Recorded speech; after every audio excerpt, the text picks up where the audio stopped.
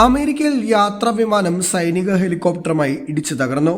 യുവസമയം രാത്രി 9:30 അപകടം. റീഗൻ വിമാനത്താവളത്തിൽ ലാൻഡിങ്ങിന് ശ്രമിക്കുന്നതിനിടെ വിമാനം ഹെലികോപ്റ്ററുമായി കൂട്ടിയിടിക്കുകയായിരുന്നുവെന്നാണ് അന്തർദേശീയ മാധ്യമങ്ങൾ റിപ്പോർട്ട് ചെയ്യുന്നത്. അമേരിക്കൻ എയർലൈൻസിന്റെ റീജിയണൽ പാസഞ്ചർ ജെറ്റാണ് അമേരിക്കൻ സേനയുടെ ബ്ലാക്ക് ഹോക്ക് ഹെലികോപ്റ്ററുമായി കൂട്ടിയിടിച്ചത്.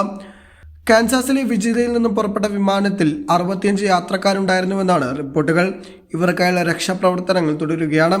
ഇടിയുടെ ആഘാതത്തിൽ വിമാനം സമീപത്തെ നദിയിലേക്ക് വീണെന്നും സൂചനയുണ്ട്. വിമാനം റൺവേയിലേക്ക് ഇറങ്ങിയതായുള്ള വിവരങ്ങളൊന്നുമില്ല.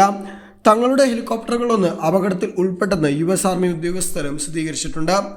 വിമാനത്താവളത്തോട് ചേർന്ന് കിടക്കുന്ന പെട്ടോമാക് നദിയിൽ ഒന്നിലധികം ഏജൻസികൾ തെരച്ചിൽ ആരംഭിച്ചിട്ടുണ്ടെന്നും പോലീസ് അറിയിച്ചു.